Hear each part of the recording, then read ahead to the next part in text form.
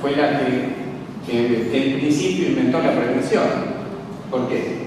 Porque el Papa Nicolau fue una de las primeras cosas que se empezó a realizar en el mundo y fue lo que disparó el concepto de prevención. Hasta ese momento podemos decir que la gente iba al médico a curarse o a tratarse algo que le pasaba, no pensaban prevenir algo. Cuando el doctor Papa Nicolau, que fue un médico citólogo, un anatomopatólogo, en Estados Unidos inventa una técnica que es para detectar células tumorales, se empieza a usar en el cuello uterino porque era un lugar accesible para el ginecólogo para poder encontrar células en un tumor que tenía muchísima incidencia en la mujer. Y así empieza la historia del Papa Nicolau en el siglo XX.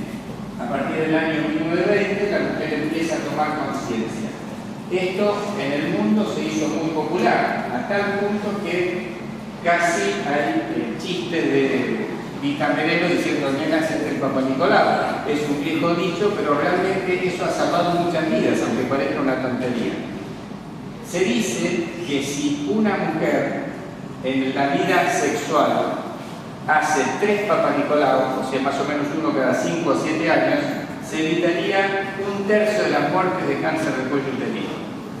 Estamos hablando de un número muy alto, porque la incidencia y la prevalencia del cáncer de útero es muy alta, sobre todo en ciertos lugares donde la accesibilidad es muy baja. El norte argentino, bueno, ya hablemos en países como el África, como en Brasil, en ciertos lugares que es inaccesible, ahí se ve mayor mortalidad. Pero bueno, la otra cosa que vamos a hablar y que sé que a muchos les interesa es el cáncer de mama.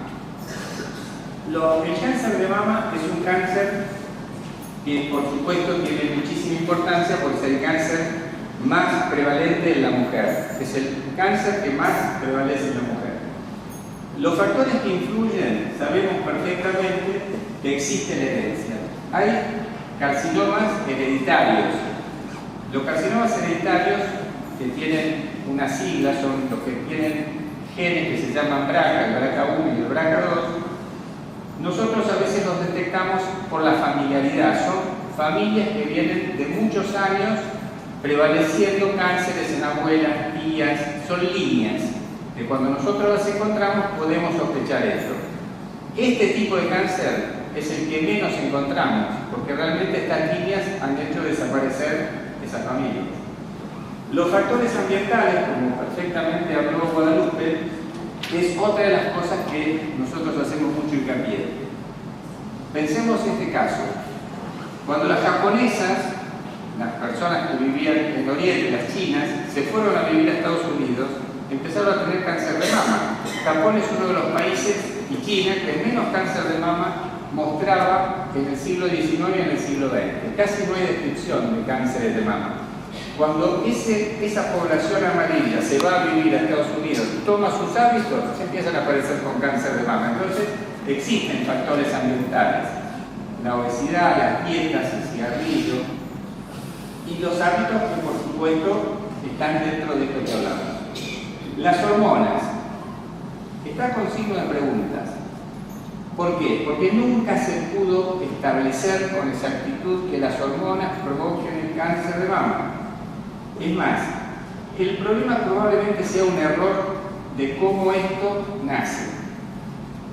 Los cánceres de mama son células que tienen adentro unos lugarcitos que se llaman receptores.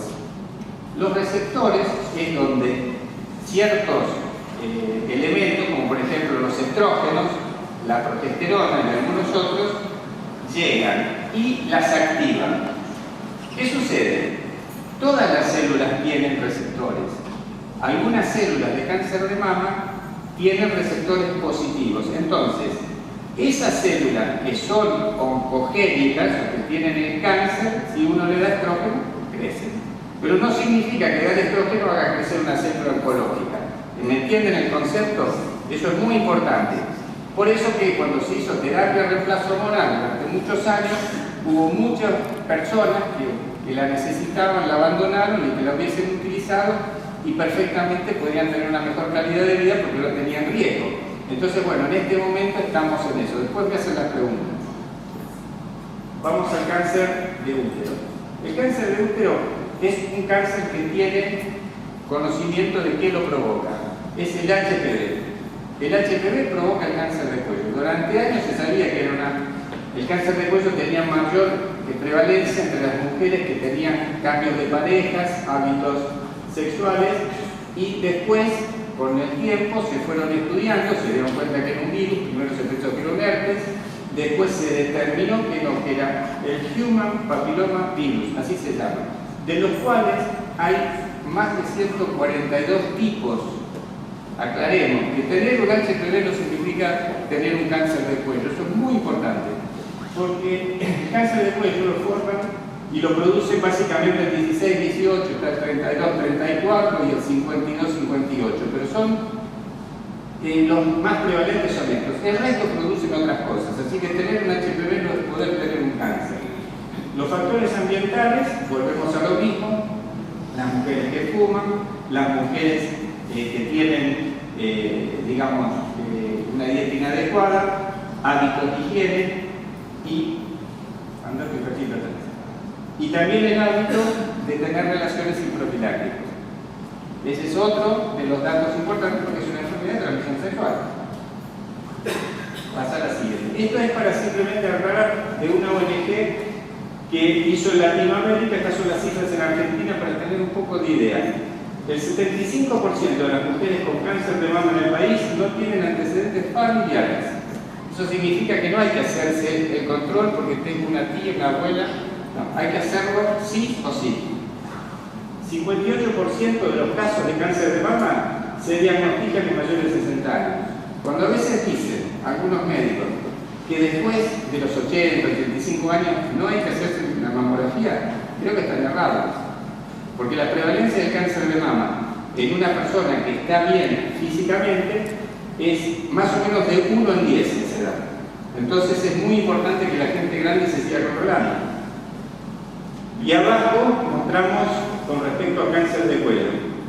En las menores de 50 años se infectan con el HPV, pero de un 10 a un 20% solo van a desarrollar lesiones precancerosas y cáncer de cuello uterino. ¿Qué significa esto? Que las mujeres que tienen un HPV o que se diagnostican a través de un estudio que puede ser un PAP o puede ser una colposcopía, una lesión de alto grado no significa que eso vaya al cáncer, no es un sinónimo de cáncer. Entonces es importante saber que HPV no es sinónimo de cáncer, solamente un 2 a un 5% llegan a